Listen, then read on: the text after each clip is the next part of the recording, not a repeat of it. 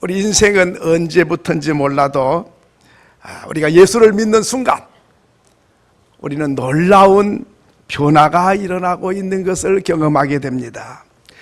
내가 예수님을 믿고 내 안에 예수를 모시는 그 순간, 예수를 주님으로 고백하는 그 순간에 저와 여러분의 소속이 하나님께로 바뀌어지는 줄로 믿습니다. 뿐만 아니라 내 이름이, 지옥에 있던 이름이 생명책으로 옮겨지는 줄로 믿습니다. 뿐만 아니라 내 주장과 내 주권이, 내가 주인이었는데 이제부터는 하나님께로 주권이 옮겨가는 줄을 믿습니다. 그렇기 때문에 오늘 성경에 보면 그렇게 말씀했습니다. 너희 몸이 너희 것이 아니다고 했습니다. 왜 아니냐? 오늘 여러분, 내 생명이 내 것으로 생각한 줄 마세요. 내가 내 것이 아니에요.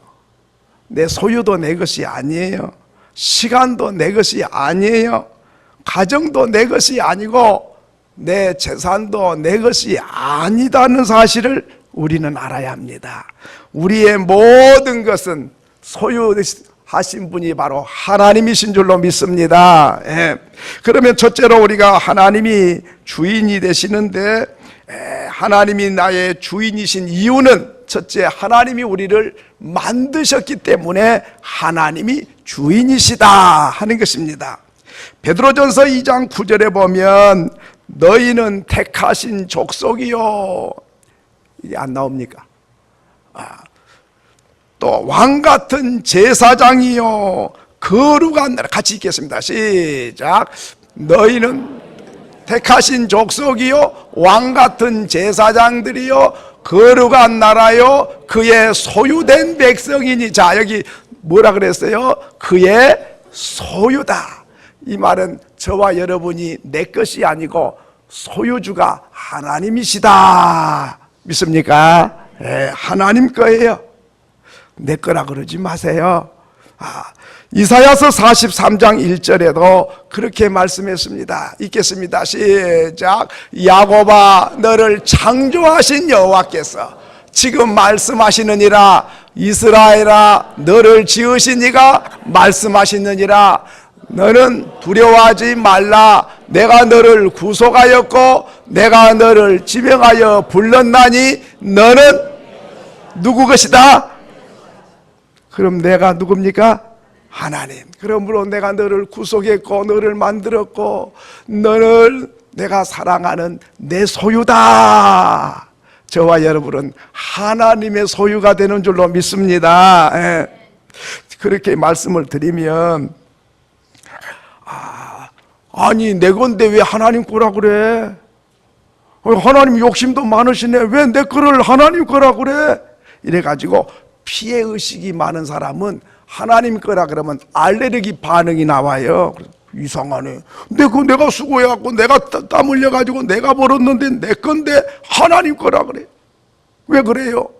그러면서 하나님을 좀 못마땅히 여기고 하나님의 소유다 그러니까 영 불쾌하고 그렇게 아멘이 잘 안 나오는 사람이 있어요. 그런 사람은 생각을 바꿔야 될 줄로 믿습니다. 아멘이 적잖아요. 내 건데 자꾸 하나님 거라. 그런데요, 피해의식이 많아서 그렇고 하나님을 몰라서 그런 거예요. 생각해 보세요. 내가 하나님의 것이면, 그러면 내가 관리한 것보다 하나님이 관리한 게 훨씬 위대하게 관리하세요. 믿습니까? 내가 내 것이다. 내가 어떻게 관리를 건강관리 내가 잘 됩니까? 생명을 내가 관리가 잘 됩니까?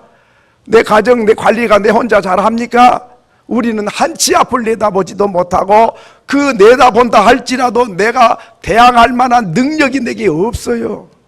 그런데 하나님이 내 주인이 되시고 내가 하나님의 소유면 하나님이 나를 눈동자같이 지켜서 밤에 달도 해치 못하고 낮에 해도 해치지 못하고 누구도 건드리지 못하도록 절대적으로 안전을 보장해 주신 줄로 믿습니다. 사망의 음침한 골짜기를 지나가도 해받을 일을 두려워하지 않아요. 왜? 내가 지키기 때문이 아니라 하나님이 나를 지켜주기 때문인 줄로 믿습니다. 그러니까 하나님이 나를 운행하시고 하나님이 나를 인도하시고 하나님이 나에게 안정감을 주시고 하나님이 나의 삶을 책임져 주시기 때문에 하나님의 소유가 된 것은 얼마나 크고 복된 일인지 몰라요. 만약에 내가 사탄이 나의 소유로 삼았다면, 마귀가 나를 소유로 삼았다면 어찌 될까요? 귀신이 나를 끌고 불에도 자빠지고 물에도 자빠지고 막 부끄러운 줄 압니까? 미쳐서 돌아다닐 거요. 그런데 좋으신 하나님, 능력이 많으신 하나님, 나를 그토록 사랑하시고 독생자도 아끼지 않고 내어주신 그 하나님이 저와 여러분을 소유로 삼은 것은 놀라운 은혜요 특권인 줄로 믿습니다. 그러므로 걱정하지 마요. 뭐 하나님 소유라니까 내놔 다 뺏어갈 줄 알고 막 벌벌 떨고 걱정하시는데 그게 아니에요. 이사야서 43장 3절로 4절에 보면 자기 백성 읽겠습니다. 시작. 대저 나는 여호와 내 하나님이요 이스라엘의 거룩하니요 내 구속자십니다. 내가 애굽을 너의 구속으로 구스와 스바를 너를 대신하여 주었노라. 내가 내 눈에 보배롭고 존귀하며 내가 너를 사랑하였은즉 내가 내 대신 사람들을 내어 주게 백성들을 내 생명을 대신할 보배롭고 존귀하고 너를 사랑하고 너를 구속에 건져내신 하나님의 소유는 이렇게 보호하시고 보배로운 존재다. 믿으시면 아멘. 나는 이 말씀을 보면서 내가 소속이 하나님께로 가 있지 않을 때는 불안하고 두렵고 사단이 나를 끌고 다니고 죄의 종노릇을 하고 걱정을 하고 염려를 하고 두려워하고 그렇다고 무슨 해답을 찾지 못했는데 하나님이 나를 자녀로 삼으시고 하나님 소유가 됐으니 이제는 모든 것을 하나님께 맡기고 그분이 나의 인생을 인도해 가시니까 얼마나 좋은지 몰라요. 사람은요 자기를 상품으로 생각하는 사람이 있고 자기를 작품으로 생각하고 사는 사람이 있어요. 그러면 나는 상품과 작품을 비교해 보면서 나는 상품으로 생각하고 있는지 작품으로 생각하고 있는지 한번 생각해 볼 필요가 있어요. 상품은 대량 생산이 가능합니다. 근데 작품은 하나밖에 없어요. 상품은 시간이 갈수록 가치가 떨어지고 신상품이 나오면 구닥다리라고 자꾸만 밀려가가지고 가치가 떨어져요. 그런데 작품은 시간이 갈수록 값이 올라가는 거예요. 상품은 돈을 버는 것이 목적이에요. 근데 작품은 작가의 명예와 영광이 목적이에요. 상품은 다른 상품과 비교해가지고 가격을 결정하는 거예요. 그런데 작품은 그 작품 자체가 값을 지니고 있어요. 오늘 우리가 상품으로 생각한 사람이 많이 있어요. 나는 배운 것이 남보다 작고 생긴 것이 예쁘지를 못하고 가문도 별 볼 일이 없고 능력도 안 따라주고 출신 성분도 그렇고 남과 비교할 때에 나는 가치가 별로 없다. 그렇게 상품으로 생각한 사람이 그래서 기가 죽고 그래서 살맛이 안 나는 거예요. 그래서 희망이 사라지는 거예요. 그 사람은 자기 자신이 자기를 상품으로 생각하고 있기 때문에 그렇습니다. 그런데 저와 여러분은 별 볼 일이 비교할 때는 별 볼 일 없는 것 같아도 하나님께서 지으신 걸작품인 줄로 믿습니다. 작품은 누가 만들었느냐에 따라서 가치가 달라지는 거예요. 오늘 저와 여러분은 나는 걸작품이다.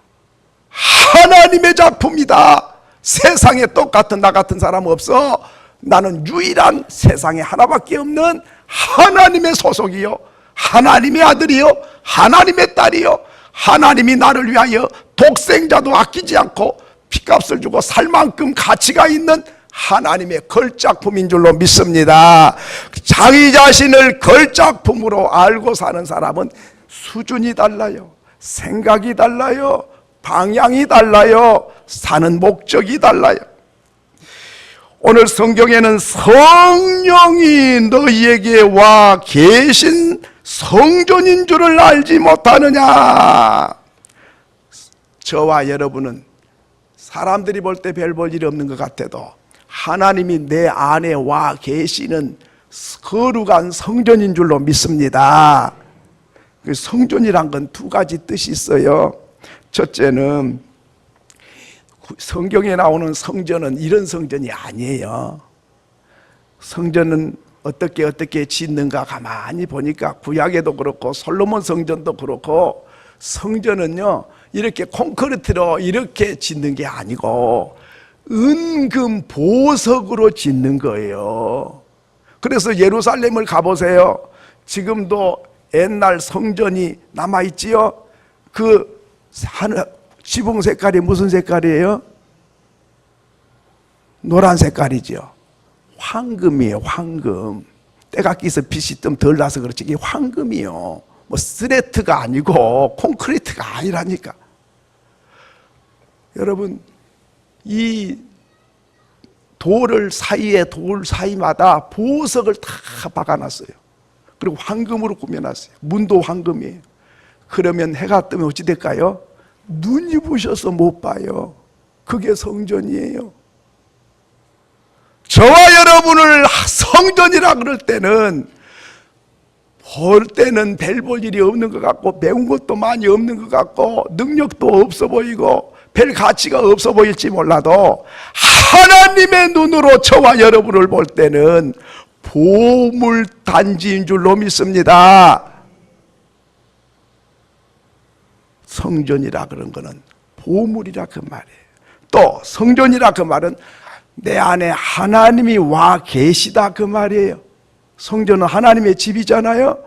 그러니까 내 안에 누가 와 있느냐. 여러분 이 그릇은 이게 뭐 유리냐 사기냐 뭐 플라스틱이냐 이런 게 중요한 게 아니에요. 이 속에 뭐가 들었느냐에 따라서 결정되는 거예요. 물 담으면 물컵이지요. 술 담으면요 술잔이 되는 거예요. 마찬가지로 저와 여러분은 흙으로 만든 질그릇에 불과하지만은 내 안에 악한 영이 와 있으면 그거는 사탄의 사람이 되는 거예요. 하나님이 내 안에 와 계시면 그 사람은 보배롭고 존귀한 하나님의 사람인 줄로 믿습니다. 그렇기 때문에 저와 여러분은 자신을 너무 무시 여기지 마요. 하나님이 보실 때는 둘도 없는 존귀하고 보배로운 존재다 그 말이죠. 그러므로 오늘 우리는 하나님의 성전이고 하나님의 소유이다 하는 것입니다. 다 자기 건 좋아요. 자기 건 중요해요. 남의 건 별로 안 중요해요. 뭐 남의 집에 뭐 금송아지가 있으면 나와 뭔 상관이 있어요? 내 주머니에 있는 볼펜 한 자리가 더 중요한 거예요. 왜? 내 거니까. 하나님의 소유는 얼마나 귀한 존재인지 모릅니다. 두 번째로는 오늘 우리가 보배롭고 존귀한 이유는 뭐냐 하면 첫째는 내가 하나님의 소유기 때문에 그렇고 둘째는 주님이 핏값을 주고 사셨기 때문이다 하는 것입니다. 오늘 여기 20절에 보니까 값으로 산 것이 되었으니 그런즉 너희 몸으로 하나님께 영광을 돌리라. 값을 주고 샀다고 그랬어요. 저와 여러분이 내게 아닌 이유는 하나님이 값을 지불하고 산 거예요. 그러면 내 것이 되려면 어떻게 됩니까? 조금 주고는 안 되는 거예요. 다 완부를 해야 돼요. 아파트를 하나 산다 그러면 계약금만 준다고 내게 되는 게 아니에요. 중도금 줘도 내게 아니에요. 완부를 하고 등기가 내 앞으로 딱 넘어와야 이게 내 것이 되는 거지요. 그렇다면 저와 여러분을 위해서 하나님이 사셨다. 원래 하나님이 만드셨는데 하나님의 작품인데 하나님의 형상을 담고 하나님의 마음을 담도록 우리가 만들어졌는데 불순종하고 타락하고 범죄해가지고 때가 묻고 깨지고 부서지고 찌그러지고 다 망가져 버렸어요. 그래 가치가 없어요. 그래서 하나님께서 다시 리모델링을 한 것처럼 하나님의 아들 독생자를 이 땅에 보내서 하나님의 아들이 살을 찢고 피를 쏟아가지고 우리의 죄값을 다 치르시고 다시 새롭게 만드시고 탄생케 하셔서 하나님이 피값을 주고 사신 하나님의 소유요 하나님의 백성이 된 줄로 믿습니다. 그러면 상품이 값이 정해질 때는 얼마 주느냐에 따라서 값이 결정되니 얼마 주고 사느냐. 내가 이걸 산다. 10만 원 주고 샀어요. 그러면 이거 얼마짜리요? 모르시겠어요? 5원짜리요? 10만 원. 마이크를 100만 원 주고 샀다. 이거 얼마짜리요? 100만 원. 그러면 이 우리가 중요한 자동차를 한 대 샀다. 그런 1000만 원 주고 샀다. 그럼 그 자동차는 얼마짜리요? 1000만 원짜리죠. 그러면 예수님의 피값을 주고 저와 여러분을 샀다. 그럼 여러분은 얼마짜리요? 얼마짜리요? 계산을 잘 못하시겠어요? 여러분, 예수님은 하나님이세요. 하나님의 살을 찢고 피를 주고 샀다 그 말이에요. 돈으로 계산이 됩니까? 엄청난 세상을 다 줘도 바꿀 수 없는 대가를 치르고 하나님이 저와 여러분을 샀다.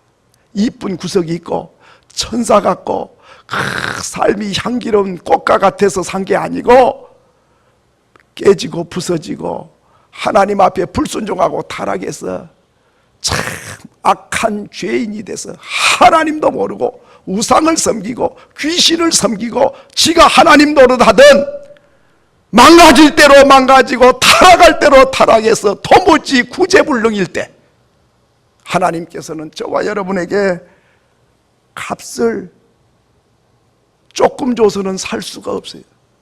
그 죄값을 다 치러야 사니까 바로 하나님이 친히 오셔서 그렇게 세상을 지구촌 다 줘도 못 산 저와 여러분을 위해서 이렇게 대가를 지불하시고 사셨다. 그러니 저와 여러분이 얼마나 보배롭고 존귀하고 얼마짜리냐? 예수님짜리요? 하나님짜리예요? 뭐 1000만 원짜리인 줄 아십니까? 뭐 1억, 100억 그런 줄 아십니까? 아이고 이게 보통이 아닙니다. 이게 이런 자존감을 회복할 수 있기를 바랍니다. 나 같은 거 못생기고 뭐 능력도 없고 못났고 가진 것도 없고 나는 쓸모가 없어 죽어야 돼. 그 사람은 전혀 진리를 모르는 사람이고 하나님을 모르는 사람이에요. 그렇기 때문에 오늘 저와 여러분은 얼마나 보배롭고 존귀한 값을 주고 사셨는지를 기억하시고 내가 가는 곳마다 보물단지가 가는 것이고 이게 세상 다 주고도 바꿀 수 없는 하나님의 소유요 하나님의 것이 됐다. 그러면 내가 하나님의 것이면 내 모든 것도 다 하나님 거예요. 주인이 노예가 자기 집에 있으면 이 노예가 내 소유물이나 마찬가지, 강아지 새끼나 마찬가지 이게 팔기도 하고 사기도 하고 그래요. 그러면 노예는 노예만 내 것이 아니라 노예가 가지고 있는 가족도 내 것이에요. 노예가 가지고 있는 재산도 다 내 것이에요. 노예가 낳은 자녀도 다 내 자녀나 마찬가지예요. 내가 하나님의 것이면 내 모든 것이 하나님의 것입니다. 그럴 때에 우리는 빼앗긴 기분이 들고 아주 허탈해지고 내 것을 막 달라는 것처럼 그렇게 느껴집니까? 그게 아니에요. 하나님께서는 저와 여러분을 자녀로 삼으시고 왕 같은 제사장으로 삼으시고 하나님의 주권을 다 맡겨주시고 그래서 하나님의 나라를 위하여 참 하나님처럼 쓰임받는 사람 되게 하려고 하나님의 피값을 주고 사신 줄로 믿습니다. 예. 마지막으로는 이제 내가 모든 주인이 주권이 하나님께 있고 핏값을 주고 사셔서 하나님 것이 됐으면 이제는 나는 어떻게 살아야 되느냐 그 말이지요. 어떻게 살아야 되느냐. 오늘 20절에 값으로 산 것이 되었으니 그런즉 너희 몸으로 하나님께 뭘 돌리라? 영광을 돌리라.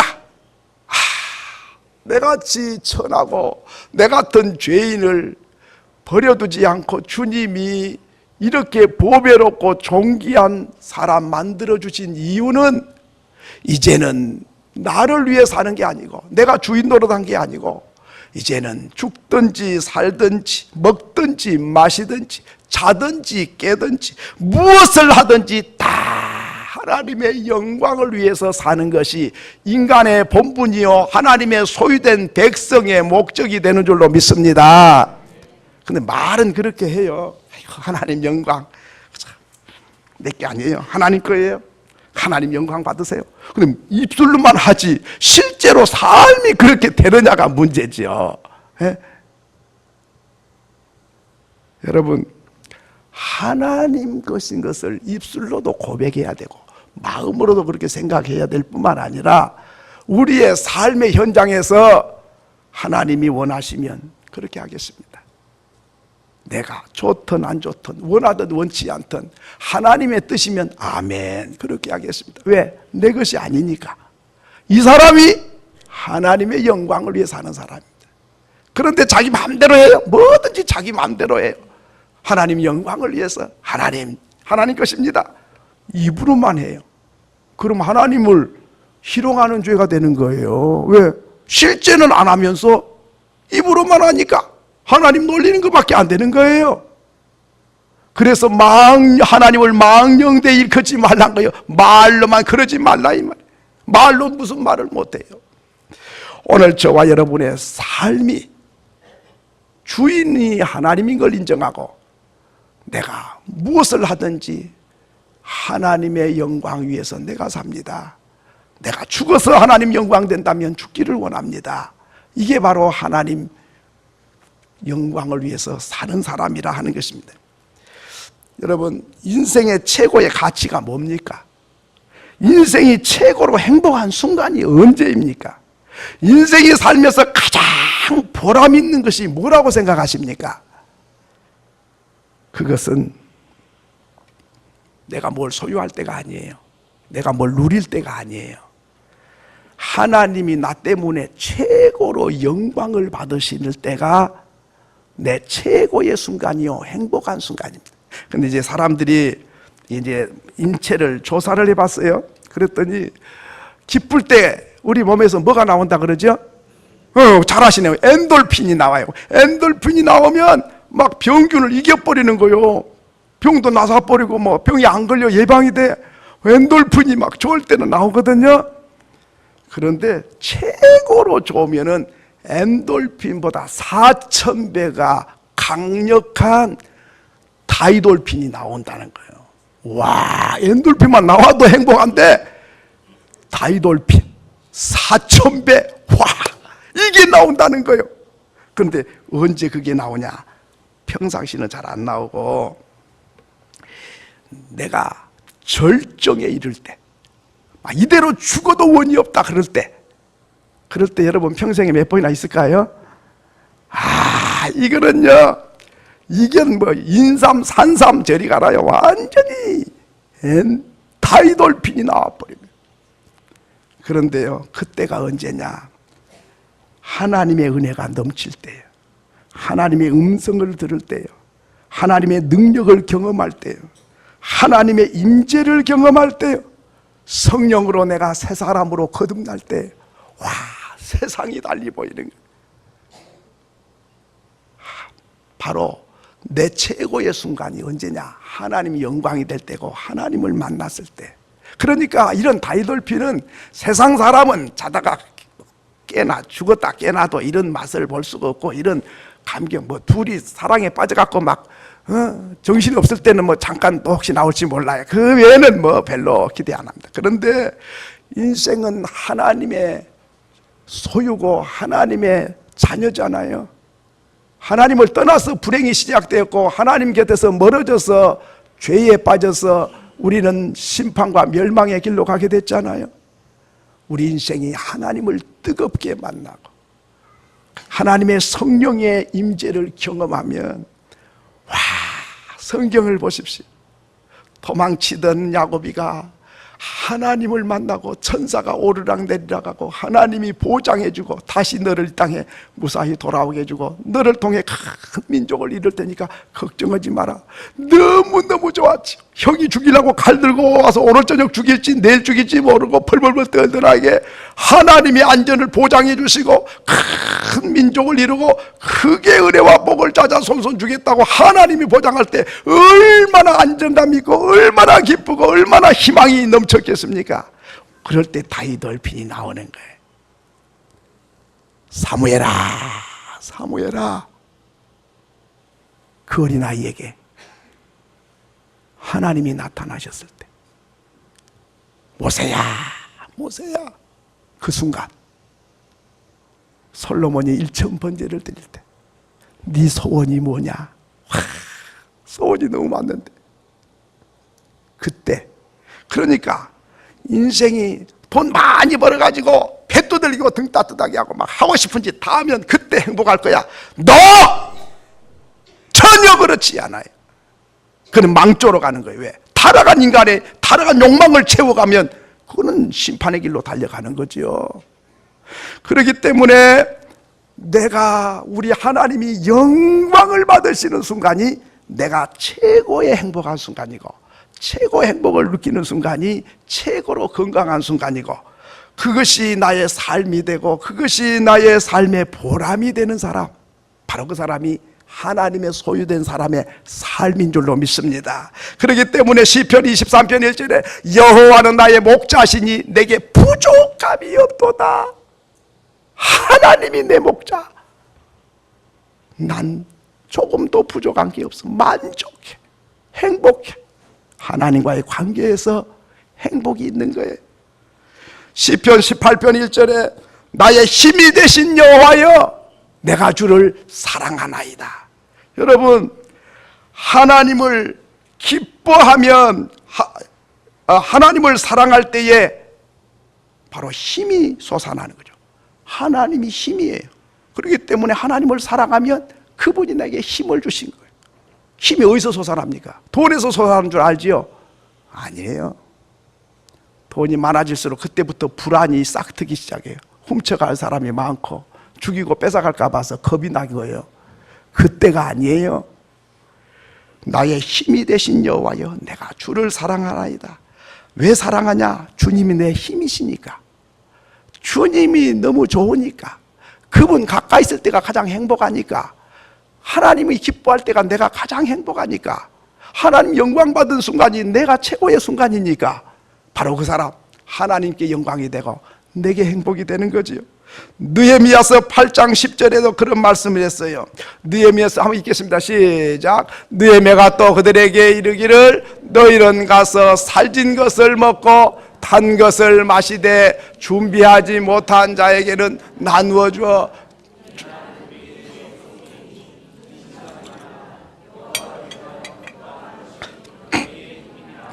한번 따라합시다. 여호와를 기뻐하는 것이 너희의 뭐라고요? 와, 이걸 아셔야 돼. 돈이 너의 힘이니라가 아니고, 부귀영화가 네 힘이니라가 아니에요. 여호와가 네 힘이다. 그러니 하나님을 기뻐하면 하나님께서 힘을 공급하시고 능력을 공급하시고 필요를 공급하시겠다는 거죠. 와, 저와 여러분은 하나님의 소유기 때문에 하나님을 얼마나 기쁘게 하고 얼마나 영화롭게 하느냐가 내 행복의 바로미터가 되는 거죠. 믿습니까? 어찌 그렇게 아멘이 시원치 않는 거요? 못마땅하신가 봐요. 왜 그래요? 여호와를 기뻐하는 것이 너희의 힘이니라. 힘이 어디서 솟느냐? 하나님을 얼마나 기뻐하는가를 보면 힘이 거기서 솟는다 그 말이죠. 그러니까 나의 힘이 되신 여호와를 사랑할 수밖에 없고 가까이 할 수밖에 없고 그분을 영화롭게 할 수밖에 없다. 왜? 하나님 영화롭게 하면 나는 불행해지고 나는 종이 되는 게 아니라 하나님을 기쁘게 하고 영화롭게 하면 할수록 내가 다 행복해지니까. 그러면 어떻게 하면 그럴까요? 성경에 보니까 하나님이 다 영화롭게 하는 방법이 여러 가지가 있는데 그 중에 가장 큰 것이 뭐냐면 탕자 아버지가 탕자가 돌아올 때 이런 양을 찾았을 때에 양 한 마리 찾아다 놓고 동네 사람 불러다가 잔치를 베푼다. 세상에 잔치값이 얼마인데 양 한 마리 찾아다 놓고 그 한 마리 50만 원 100만 원 밖에 안 가는데 그 양 한 마리 찾아다 놓고 500만 원 1000만 원 들어갖고 잔치 베풀어 버리면 배보다 배꼽이 더 크잖아요. 하나님 마음을 보여주는 겁니다.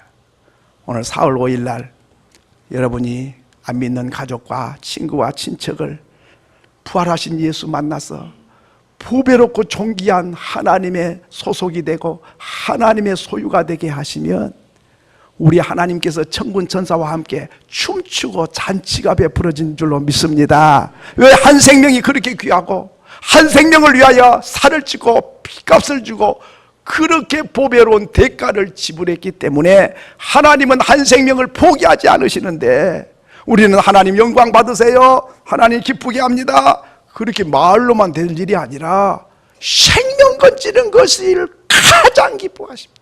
가장 크게 영광을 받으십니다.